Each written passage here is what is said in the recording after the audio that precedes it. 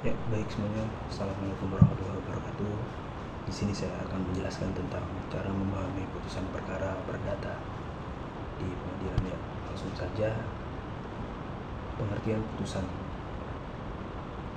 Putusan itu pengertian putusan itu pernyataan hakim yang diberi kewenangan untuk itu yang diucapkan dalam sidang yang terbuka untuk umum yang bertujuan untuk mengakhiri dan menyelesaikan pemeriksaan suatu perkara atau suatu sengketa antara pihak. Jika tidak diucapkan dalam sidang terbuka untuk umum, maka batal demi hukum. Selanjutnya, jenis putusan. Berdasarkan sifatnya ada 3 macam, yaitu putusan deklaratoir, putusan konstitutif, dan putusan kondemnatoir. Nah, 3 jenis putusan ini akan dapat dilihat dalam amar putusan, sehingga dalam suatu putusan perkara perdata bisa saja ketiga jenis putusan itu ada dalam amar putusan perkara perdata. Saya akan menjelaskan putusan yang pertama, yaitu putusan deklaratoir. Putusan deklaratoir adalah putusan hanya sekedar menerangkan atau menetapkan suatu keadaan saja atau menyatakan yang sah. Putusan ini tidak memerlukan upaya paksa karena sudah mempunyai akibat hukum tanpa bantuan pihak lawan mempunyai kekuatan mengikat. Selanjutnya, putusan konstitutif. Putusan konstitutif adalah putusan hanya menciptakan atau menghapus suatu keadaan hukum. Keadaan hukum ini terjadi sejak putusan ini diucapkan dan tidak memerlukan upaya paksa. Contohnya, pemutusan perkawinan, pengangkatan wali, pemberian pengampunan, dan pemutusan perjanjian. Selanjutnya yaitu putusan kondemnatoir. Putusan kondemnatoir adalah putusan yang berisi penghukuman di mana pihak yang kalah dihukum untuk melakukan sesuatu. Nah, putusan ini dengan alas hak eksekutorial. Jika pihak yang kalah tidak dengan sukarela melakukan sesuatu, maka dapat dilakukan dengan upaya paksa pengadilan. Contohnya yaitu pemerintah melaksanakan prestasi perjanjian atau bayar ganti rugi. Selanjutnya yaitu saya akan menjelaskan tentang jenis putusan. Nah, berdasarkan pihak yaitu ada putusan first take. Yang pertama, putusan first take. Putusan yang dijatuhkan tanpa hadirnya pihak tergugat apabila pihak tergugat tidak menerima putusan upaya hukum first. Itu selanjutnya putusan kontradiktor. Putusan yang dijatuhkan di mana tergugat pernah hadir di proses persidangan jika tidak menerima upaya hukum banding. Nah, selanjutnya yaitu jenis putusan yang dijatuhkan majelis hakim pada pemeriksaan perkaranya. Ini yaitu pemeriksaan perkara terkait dengan gugatan penggugat, yaitu yang pertama putusan perkara gugur, yang kedua putusan gugatan yang dinyatakan tidak dapat diterima, yang ketiga putusan gugatan dikabulkan, dan yang keempat putusan gugatan ditolak, dan yang kelima putusan perdamaian. Yang pertama, putusan perkara gugur. Itu dijatuhkan majelis hakim karena alasan sebagai berikut. Lihat pasal 124 HIR atau 148 RBG. Penggugat pada sidang pertama tidak hadir setelah dipanggil sah dan patut.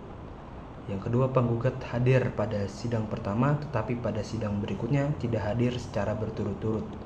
Yang ketiga, panjar biaya perkara habis, penggugat tidak mau menambah. Yang keempat, penggugat meninggal dunia dan ahli waris tidak melanjutkan perkaranya. Selanjutnya, penggugat masih bisa mengajukan gugatan lagi ke depan persidangan. Amar putusan gugur. Nah,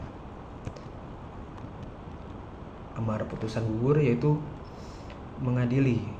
Yang pertama menyatakan gugatan penggugat gugur. Yang kedua memerintahkan panitera pengadilan untuk mencoret perkara nomor berapa di dalam buku register. Yang ketiga menghukum penggugat untuk membayar biaya perkara sejumlah berapa juta rupiah. Selanjutnya yaitu putusan gugatan tidak dapat diterima. Nah, bisa dikenal dengan Niet Offentlijkheidsveldkracht atau NO, dijatuhkan majelis hakim karena alasan sebagai berikut. Yang pertama, pengadilan tidak berwenang mengadili perkara. Yang kedua, eksepsi atau keberatan pihak tergugat diterima oleh hakim. Yang ketiga, syarat formalitas surat gugatan yang tidak terpenuhi dalam surat gugatan. Nah, penggugat tuh masih bisa mengajukan gugatan lagi ke depan persidangan atau mengajukan upaya hukum banding. Selanjutnya, amar putusan gugatan tidak dapat diterima mengadili dalam eksepsi itu mengabulkan eksepsi tergugat dalam pokok perkara. Dalam eksepsi mengabulkan eksepsi tergugat dalam pokok perkara menyatakan pengadilan negeri di mana itu tidak berwenang mengadili perkara akuo menyerahkan gugatan penggugat dinyatakan tidak dapat diterima. Niet Offentlijkheidsveldkracht. Nah, yang terakhir itu menghukum penggugat untuk membayar biaya perkara sejumlah berapa rupiah. Putusan gugatan dikabulkan. Gugatan dikabulkan ada yang seluruhnya, ada yang sebagian. Seluruhnya maksudnya seluruh petitum dalam surat gugatan dikabulkan. Kalau sebagian berarti hanya petitum tertentu saja. Nah, dijatuhkan majelis hakim karena alasan sebagai berikut. Yang pertama, penggugat dapat membuktikan surat gugatannya dan tergugat tidak dapat membuktikan dalil jawabannya atau bantahannya. Yang kedua, gugatan penggugat sangat beralasan dan ada dasar hukumnya. Tergugat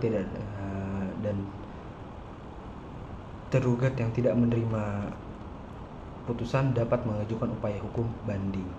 Amar putusan gugatan dikabulkan.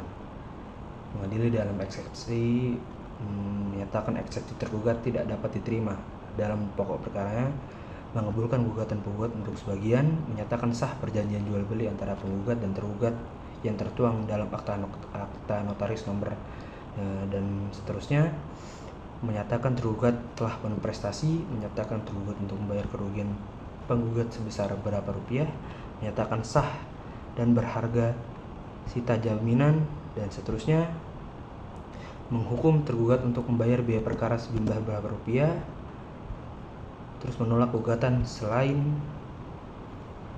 dan selebihnya. Seterusnya, putusan gugatan ditolak dijatuhkan majelis hakim karena alasan sebagai berikut. Yang pertama, penggugat tidak dapat membuktikan surat gugatan dan tergugat membuktikan dalil jawabannya atau bantahannya. Penggugat tidak ada alasan dan dasar hukumnya. Penggugat yang tidak menerima putusan dapat mengajukan upaya hukum banding. Amar putusan gugatan ditolak. Mengadili menolak gugatan penggugat untuk seluruhnya, menghukum penggugat untuk membayar biaya perkara sejumlah berapa rupiah.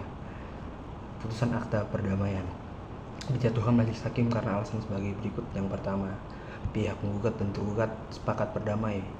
Yang kedua, perdamaian dilakukan para pihak tersebut bisa terjadi pada saat mediasi di pengadilan dengan bantuan mediator atau para pihak sepakat berdamai di luar pengadilan dan kesepakatan damai hendak dituangkan dalam amar putusan. Nah, penggugat dan tergugat tidak dapat mengajukan upaya hukum. Jika ada pihak yang ingkar, pihak lawan cukup mengajukan permohonan eksekusi ke pengadilan. Amar putusan perdamaian menghukum pihak penggugat dan tergugat untuk mentaati dan melaksanakan kesepakatan perdamaian tersebut, menghukum penggugat untuk membayar biaya perkara sejumlah berapa rupiah. Ya, selesai materi penyampaian dari saya. Wassalamualaikum warahmatullahi wabarakatuh.